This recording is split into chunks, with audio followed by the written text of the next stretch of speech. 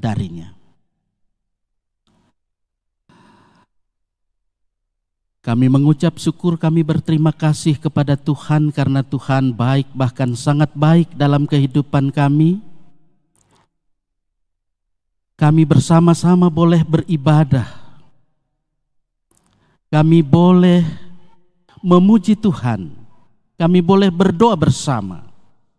Dan saat ini juga kami mau membaca dan kami mau mendengar kebenaran firman-Mu.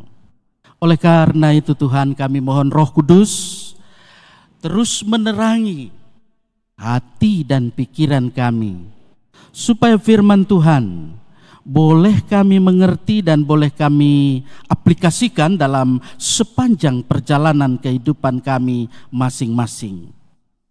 Berfirmanlah kepada kami menyambut firman-Mu dengan penuh sukacita. Amin.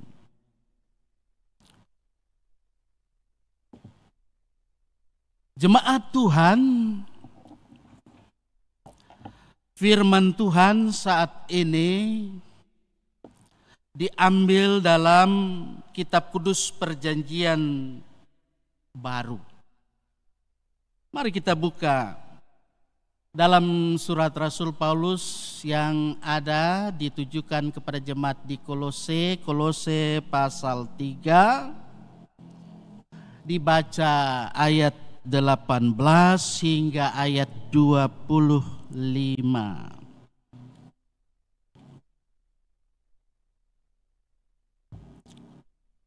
Saya akan membaca firman Tuhan. Mari Bapak Ibu, saudara-saudara, adik-adik, anak-anak Tuhan mendengar dan menyimak firman-Nya yang berkata begini. Hubungan antara anggota-anggota rumah tangga. Hai istri-istri, tunduklah kepada suamimu sebagaimana seharusnya di dalam Tuhan. Hai suami-suami, kasihilah istrimu dan jangan berlaku kasar terhadap dia. Hai anak-anak, taatilah orang tuamu dalam segala hal, karena itulah yang indah di dalam Tuhan. Hai bapak-bapak, janganlah sakiti hati anakmu, supaya jangan tawar hatinya.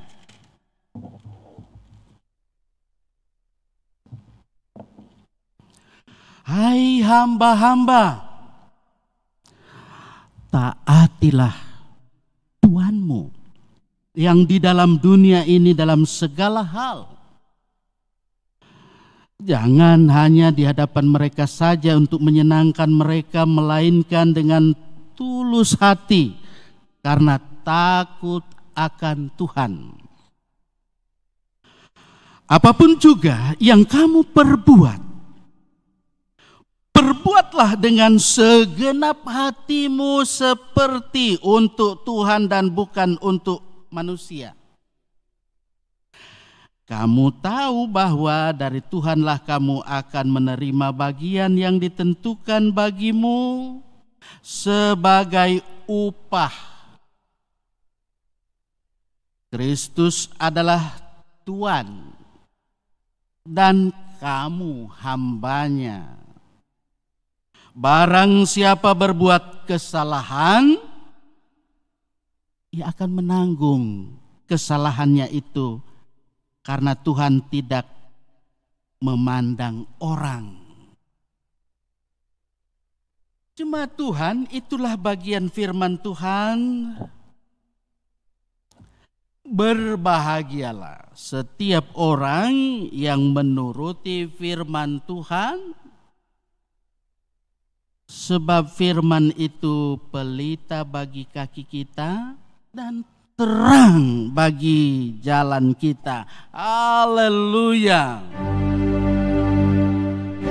Haleluya. Haleluya.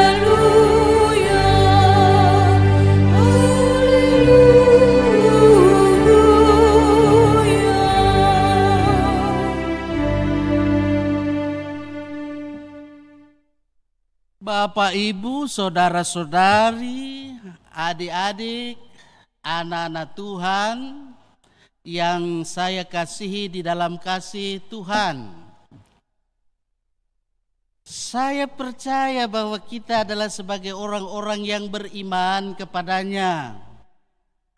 Ketika kita dalam memahami dalam hidup ini sebagai manusia, manusia adalah makhluk ciptaan Tuhan. Manusia adalah makhluk sosial. Jadi dengan premis mayor, premis minor yang ada, dapat dikatakan bahwa manusia adalah ciptaan Tuhan, sekaligus juga manusia adalah makhluk sosial dalam kehidupan ini. Ia selalu bisa terus berkomunikasi dengan Sang Khalik. Kemudian juga dengan sesama manusianya, dengan lingkungannya, di mana dia hidup, di mana dia bekerja, berjuang untuk hidup ini. Hari ini bersama-sama juga kita akan menyaksikan ada saudara kita yang akan diteguhkan sini. Kaitan dengan itu, kita juga harus memahami bahwa dalam kehidupan ini sebagai sidi-sidi jemaat yang ada, dia harus memahami bahwa dalam hidup ini dia tidak bisa sendirian. Karena itu ada yang disebut dengan keluarga. Keluarga itu adalah lembaga yang ditetapkan, ditentukan oleh Allah. Karena itu kalau kita membaca dalam Kejadian pasal 2 mulai ayat 18, tidak baik manusia itu hanya seorang diri. Aku akan menjadikan penolong yang sepadan dengan dia, dan seterusnya, sehingga dalam kehidupan ini dia menjadi suami istri. Jadi kaitannya itu keluarga. Saudara-saudara yang saya kasih dalam kasih Tuhan, keluarga yang ada ini tentu terkait dalam kehidupan ini harus selalu ada relasi, hubungan yang benar dalam kehidupan ini. Sehingga kehidupan yang senantiasa punya relasi antar sesama dengan lingkungannya sebagai makhluk ciptaan Tuhan, sebagai makhluk sosial, kemudian dalam kehidupan ini bagaimana dia selalu boleh bergantung pada Tuhan, bergantung dengan lingkungan, dengan sesamanya di mana dia hidup. Dengan keluarga yang ada. Mungkin ada yang bertanya, bagaimana keluarga kita bisa sejahtera, bisa damai, atau orang bilang keluarga bahagia. Kalau dalam rumah tangga ada percekcokan, ada perselisihan, ada ketidakjujuran. Apalagi di era global ini, di era digital ini, orang dengan mudah bisa saja melakukan apa saja yang ia kehendaki. Karena itu, sebagai orang yang percaya kepada Tuhan, hari ini saya menyampaikan kabar baik. Berita selamat buat kita supaya rumah tangga kita, keluarga kita damai, sejahtera, bahagia. Mari kita perhatikan dari bagian firman Tuhan hari ini. ketika dalam firman Tuhan Kolose pasal 3 ayat 18 hingga 25 berkata-kata buat kita, berbicara buat kita di tengah situasi dunia yang ada. Dulu, kini, bahkan sampai di akhir zaman. Tapi saya tidak bicara tentang akhir zaman, tapi konteks kini. Sebagaimana tadi disampaikan bahwa di tengah-tengah kemajuan iptek, era digital yang ada di era globalisasi ini, banyak rumah tangga yang retak. Karena apa? Tidak takut akan Tuhan, tidak mendengar apa yang difirmankan oleh Tuhan, atau bisa saja mungkin mendengar masuk telinga kanan, keluar telinga kiri. Akhirnya tidak ada yang bisa dilakukan. Nah, karena itu saat ini Kolose pasal 3 ayat 18 hingga ayat 25 mau mengingatkan kepada kita. Pertama, apakah dia nanti calon mempelai atau sudah jadi mempelai? Perhatikan. Pertama, diingatkan istri tunduk kepada suami. Ayat 18 saya baca ya. Hai istri-istri, tunduklah kepada suamimu sebagaimana seharusnya di dalam Tuhan. Istri tunduk kepada suami sebagaimana seharusnya di dalam Tuhan. Penting ini untuk selalu diperhatikan. Dan tentunya istri karena kasih dan karena percayanya, sebaiknya ia tunduk kepada suami. Seorang istri dia dapat saja bertindak, ya boleh dikatakan dia menjadi ratu dalam rumah tangga, bisa menentukan warna dari keluarganya. Karena itu jangan lupa istri itu harus juga membicarakannya dengan suaminya.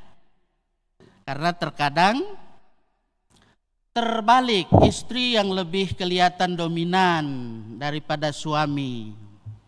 Mudah-mudahan yang ada mendengar suara kebenaran ini akan bisa merubah pola dari yang tidak berkenan kepada Tuhan, berkenan kepada Tuhan. Istri tunduk kepada suami sebagaimana seharusnya di dalam Tuhan. Sehingga terkait dengan itu, maka yang kedua dikatakan bahwa hai suami, suami kasihlah istrimu dan janganlah berlaku kasar terhadap dia.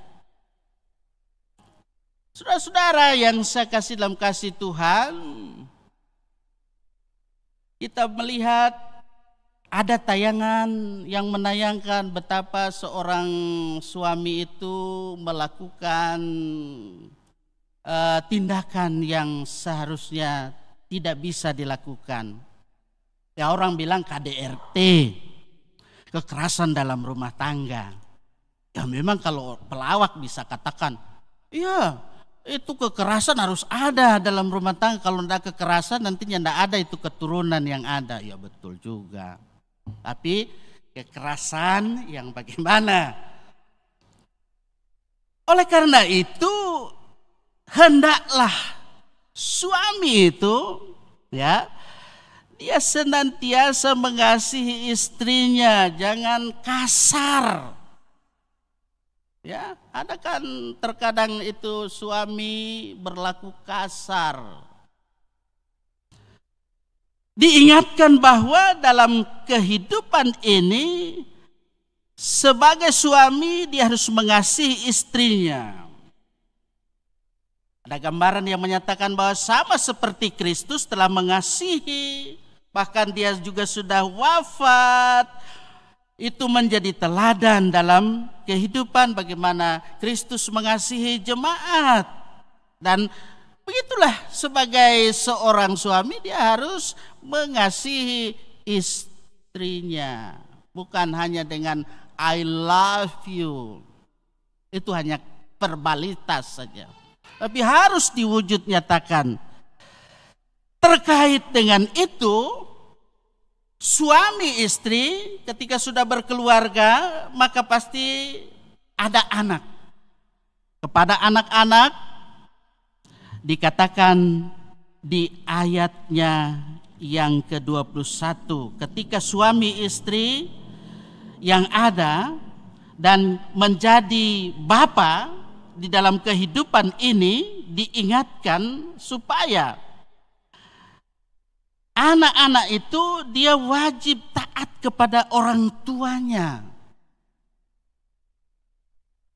Dalam kaitan dengan ini dikatakan, hai anak-anak, taatilah orang tuamu dalam segala hal. Karena itulah yang indah di dalam Tuhan. Sebagai anak, hendaklah senantiasa hormat terhadap ibu dan bapaknya.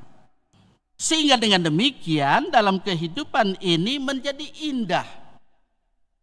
Jangan ada di tempat lain. Memang perekonomian setiap keluarga berbeda-beda, ya. Anak karena dunia digital sekarang, teman-temannya punya HP, dia bawa paksa sama mama, papanya harus dibelikan HP. Kemudian karena orang sudah gunakan sepeda motor, tidak lagi dengan sepeda gayung, dia paksa mamanya, apalagi dia sudah janda, untuk beli sepeda motor. Karena tidak mampu, orang tuanya dianiaya. Itu bukanlah anak-anak yang senantiasa mau taat, takut kepada Tuhan. Sehingga dalam kehidupan ini kita harus senantiasa mendidik. Nah, gereja punya peran di dalamnya. Ya, antara lain pada saat ini dilaksanakan peneguhan sidi, diberikan pembinaan, bimbingan, nah itu. Supaya bertanggung jawab dalam kehidupan ini. Kemudian orang tua, jangan sakiti anak-anak. Di ayat yang ke-21, hai bapak-bapak, janganlah sakiti hati anakmu supaya jangan tawar hatinya. Ya, ada seorang bapak, tentu dia berlaku bijaksana, dia berlaku luar biasa. Bagaimana bisa memanage dalam kehidupan rumah tangga. Saya jumpai, saya berkunjung dari rumah ke rumah jemaat, luar biasa. Ya, tapi ada juga di tempat lain yang tentunya sikap dan perilaku tidak menunjukkan sebagai seorang ayah. Dia menyakiti hati anak-anak sehingga anak-anak juga bisa berontak. Nah, oleh karena itu relasi ini harus senantiasa diupayakan dalam kehidupan relasi yang baik. Istri harus menunjukkan relasi yang baik dengan suaminya. Suaminya demikian sebaliknya. Kemudian ketika dalam kehidupan ini ada anak-anak, anak-anak itu harus menunjukkan sikap bagaimana relasi dengan orang tua, ibu bapaknya, dan bagaimana orang tua dalam kehidupan ini supaya menghormati juga anak-anak. Mari saya perlihatkan di sini bahwa sesungguhnya dalam kehidupan ini orang tua itu adalah guru yang pertama di dalam kehidupan keluarga. Kalau orang tua tidak memberi contoh, tidak memberi teladan yang benar, anak-anak juga jadi tidak benar. Nah, oleh karena itu saya ingatkan dari kebenaran firman Tuhan supaya dalam kehidupan ini menjalin relasi yang benar. Itu, yang benar sudah pasti baik. Yang baik belum tentu benar. Relasi yang benar itu yang kita upayakan supaya terjadi istri, suami, bagaimana dalam kehidupan ini saling mengasihi, kemudian anak-anak, bagaimana dia mengasihi orang tua juga mengasihi anak-anak, terkait dengan itu, sehingga lebih luas juga lagi kaitannya ini, ada yang menjadi majikan, bos, nah itu, ada yang menjadi hamba, katakanlah buruh seperti itu. Hamba itu harus taat kepada tuannya dengan tulus. Ya. Itu di ayat 22. Bagaimana dia memiliki ketulusan hati dengan taat, takut akan Tuhan. Sehingga dalam kehidupan ini, tuan itu yang menjadi tuan atau majikan, wajib hukumnya juga dia berlaku adil, berlaku jujur. Memang sebagai bos dia harus memberikan berapa bayaran kepada buruhnya, kepada karyawannya dia harus berikan. Sebab kalau tidak bisa lagi terjadi tindakan kriminal. Sebenarnya tidak perlu terjadi, tapi itu realitanya ada lewat tayangan berita yang kita lihat, baik itu lewat Google, pet, ya, televisi dan seterusnya. Kita harus belajar dari pengalaman-pengalaman yang ada, supaya pengalaman yang tidak baik atau yang tidak benar itu tidak terjadi dalam kehidupan kita, supaya pengalaman yang baik, yang benar itu terjadi dalam kehidupan kita dengan takut akan Tuhan. Nah ini, jangan ada lagi yang bilang pendeta itu saja dibilang. Di new normal ini masa new normal. Saya tidak bosan-bosan menyampaikan. Ada yang bilang begitu, tapi saya tidak perlu bilang siapa itu. Jadi di new normal ini kita harus hidup jalin hubungan relasi yang benar itu. Relasi yang benar itu, kita ada di era digital. Gunakan itu dengan baik. Kalau dulu orang bilang mulutmu itu adalah harimau. Tapi sampai sekarang ada yang mulutnya harimau toh. Harus bertobat itu. Di era digital bukan lagi mulut saja jadi harimau ini. Jari-jari jemarinya ini. Sehingga dalam kehidupan ini sebetulnya kita dipanggil untuk selalu takut kepada Tuhan. Kita harus membawa kabar baik, kita harus membawa damai, kita harus memperbaiki yang tidak baik supaya menjadi baik, yang tidak benar supaya menjadi benar, dengan cara-cara kita yang sopan, yang santun. Sehingga dimanapun, kemanapun kita pergi, relasi kita luar biasa. Carilah sahabat sebanyak-banyaknya, jangan cari musuh. Kalau kita cari sahabat sebanyak-banyaknya, tentu dengan filter juga itu. Kalau kita bergaul dengan orang jahat, jangan sampai kita jadi jahat. Bergaul dengan orang yang baik, pasti kita akan jadi baik. Tuhan mau supaya, saya mau katakan ini, kita hidup di desa global. Ya, kita hidup di desa global. Mari terus relasi itu kita upayakan.